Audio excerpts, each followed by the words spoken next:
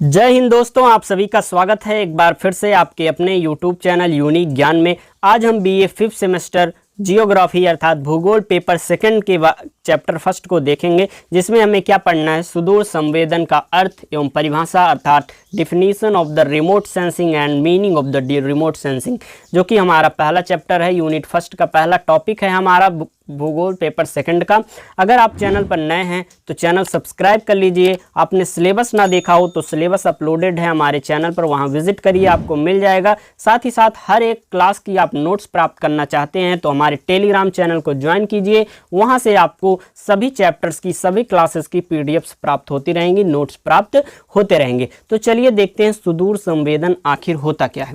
जैसे कि सुदूर संवेदन की बात करें तो सुदूर अर्थ आपको समझ में आ रहा होगा। जब इसका अर्थ चलिए आपको बताते हैं। सुदूर अर्थात किसी दूर रखी वस्तु को या घटना को बिना वहां पर गए वहां की जानकारी को प्राप्त करना, जो एक रिमोट सेंसिंग का कार्य है। एग्जाम्पल के तौर पर आप ले लीजिए रिमोट का कार्य। आपका रिमोट तो आप जानते ही होंगे, टीवी के पास न जाते हुए आप दूर से ही उसका जो कंट्रोल कर लेते हैं रिमोट के द्वारा, वह भी एक एग्जाम्पल है। आगे हम देखेंगे रिमोट सेंसिंग अर्थात सुदूर संवेदन का सबसे पहले परिभाषा देखते हैं।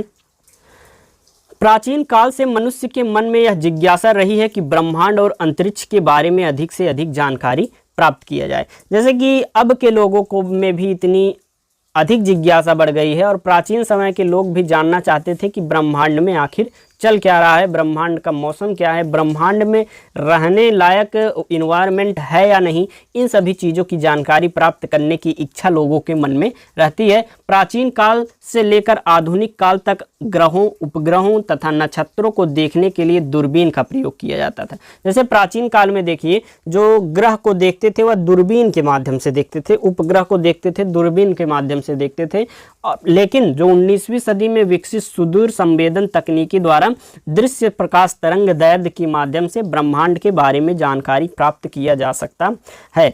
अब के समय में इतना ज़्यादा डेवलपमेंट हो गया है इस चीज़ का कि वहाँ जाकर वहाँ पर अनेक तकनीकों द्वारा वहाँ की जानकारी को अच्छे से प्राप्त कर सकते हैं। अब हम देखेंगे सुदूर संवेदन का अर्थ क्या होता है।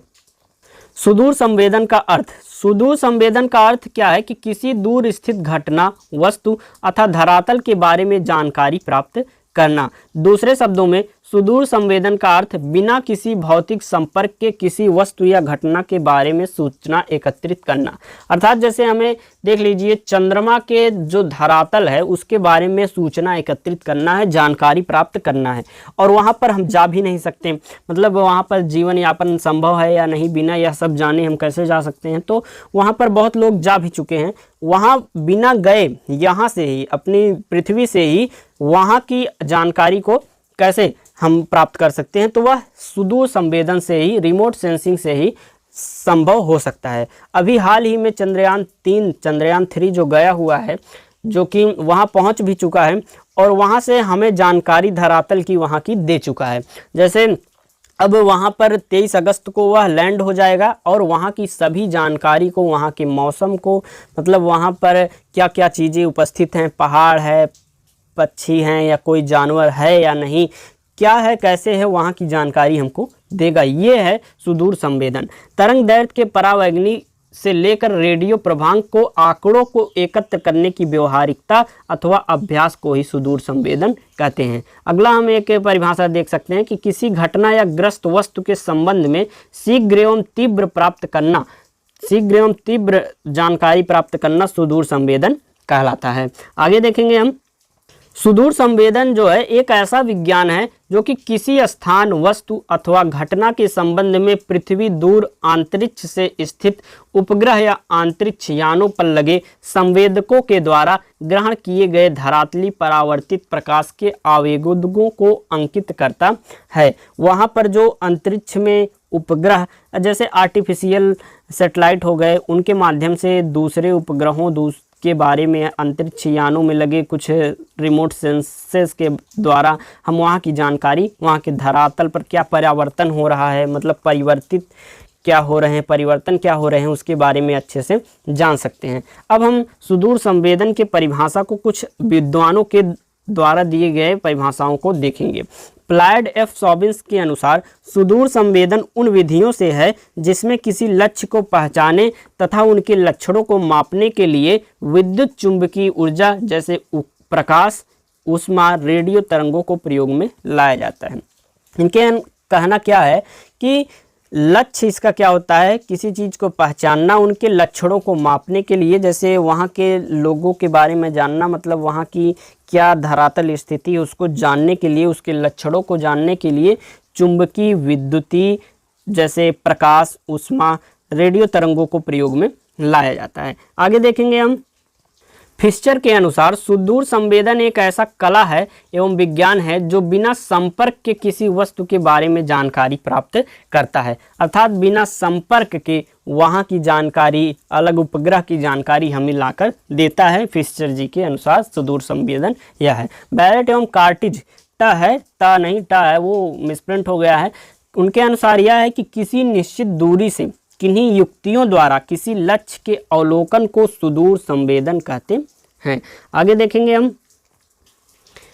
सामान्यतः जो है सुदूर संवेदन दो प्रकार का होता है। कौन कौन सा? वायव फोटोग्राफी सुदूर संवेदन या अंतरिक्षी इलेक्ट्रॉनिक सुदूर संवेदन। जब धरातल के किसी भाग या वस्तु के बारे में जानकारी वायुयान के द्वारा उसमें लगे कैमरों के माध्यम से सक्रिय अथवा निष्क्रिय फोटोग्राफी प्राप्त किया जा सकता है, तो ऐसे सुदूर संवेदन को वायव्य फोटोग्राफी सुदूर संवेदन कहते हैं। अर्थात जब धरातल के किसी भाग या वस्तु के बारे में, जो धरातल पर कोई भाग हो या कोई भी वस्तु उस पर हो, तो उसकी जानकारी जब वायुयान के द्वारा, कोई भी वायुयान है उसमें लगे कैमरों के द्वारा सक्रिय तथा निष्क्रिय फोटोग्राफी प्राप्त किया जा सकता है, तो ऐसे सुदूर संवेदन को वायव्य, देखिए आपको अच्छे से समझ में यह आ जाना चाहिए, वायुयान द्वारा जब होता है तो वायव्य फोटोग्राफी सुदूर संवेदन उसे कहते हैं। वायव्य अर्थात वायुयान, वायुयान में कैसे पता चलेगा? वायुयान में लगे कैमरों के द्वारा फोटो कैसे क्लिक की जाएगी किसी भी चीज़ की? कैमरों के द्वारा। तो वायुयान में जब लगे कैमरों के द्वारा किसी धरातल के भाग या वस्तु की जानकारी प्राप्त की जाती है तो उसे वायव्य फोटोग्राफी सुदूर संवेदन कहते हैं। आगे देखेंगे हम। ये वायव्य फोटोग्राफी सुदूर संवेदन पहला प्रकार होता है। दूसरा कौन सा होता है? इलेक्ट्रॉनिक सुदूर संवेदन। कौन सा होता है? इलेक्ट्रॉनिक सुदूर संवेदन होता है। आगे देखेंगे हम। अगला है हमारा इलेक्ट्रॉनिक सुदूर संवेदन। जब प्रतिबिंबों का निर्माण इलेक्ट्रॉनिक माध्यमों जैसे अंतरिक्ष में स्थित उपग्रह के माध्यम से पता चले, ऐसे सुदूर से जो संवेदन है, यहाँ पर मिसप्रिंट हो गया है, उस ऐसे सुदूर संवेदन को इलेक्ट्रॉनिक सुदूर संवेदन कहते हैं। जब प्रतिबिंबों का निर्माण जो इलेक्ट्रॉनिक माध्यमों से, जैसे कि अंतरिक्ष में स्थित जो उपग्रह है अर्थात सैटेलाइट है, उसके माध्यम से जब हमें कोई जानकारी प्राप्त होती है, तो ऐसे संवेदन को, ऐसे सुदूर संवेदन को इलेक्ट्रॉनिक सुदूर संवेदन कहते हैं। ये था हमारा पहला चैप्टर। थोड़ा मिसप्रिंट हो गया था पीडीएफ नोट्स बनाते टाइम, लेकिन हमने आपको बहुत अच्छे से समझाया। कमेंट करके ज़रूर बताएं। पेपर फर्स्ट पढ़ाना जल्दी ही स्टार्ट किया जाएगा, और कमेंट करके ज़रूर बताएं कौन सी यूनिवर्सिटी से हैं आप और कौन सा सब्जेक्ट आपको पढ़ाना है, मतलब आपके कौन से सब्जेक्ट्स और हैं। इसके अलावा आपकी क्लासेस जल्दी ही स्टार्ट की जाएंगी, और अपने दोस्तों के पास शेयर करें। नोट्स प्राप्त करने के लिए टेलीग्राम चैनल ज्वाइन करें।